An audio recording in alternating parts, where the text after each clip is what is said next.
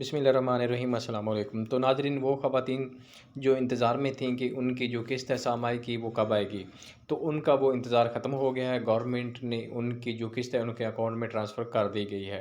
तो ये किस्त कितनी और किस तरह मिलेगी, इस पर तफ़सीली बात करते हैं। इससे पहले आपसे रिक्वेस्ट है कि अगर मेरे चैनल पर आप पहली दफ़ा तशरीफ़ लाएँ तो मेरे चैनल को लाज़मी सब्सक्राइब, लाइक और साथ वाले बेल आइकन को ऑल पर प्रेस कर दें ताकि हर आने वाली वीडियो का नोटिफिकेशन आपको बर वक्त मिलता रहे।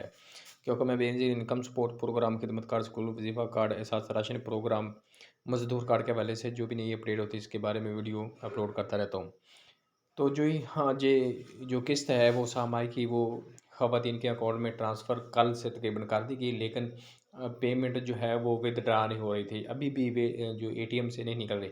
तो ये मंडे को जो है फ़र्स्ट टाइम 9 बजे के बाद आपकी पेमेंट जो है वो एजेंट से भी मिलना शुरू हो जाएगी और एटीएम से भी आप निकलवा सकेंगे।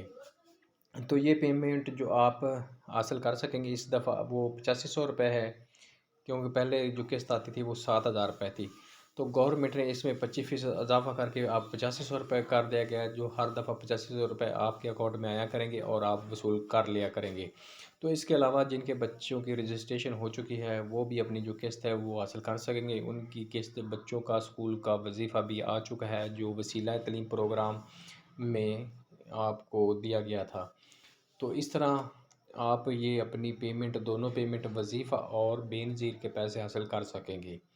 तो उसके अलावा जो लोग नाअहल हैं उनके लिए भी गवर्नमेंट ने अभी तक जो रजिस्ट्रेशन का अमल शुरू किया हुआ है, जो डायनामिक बायोमेट्रिक सर्वे वो आप करवा सकते हैं।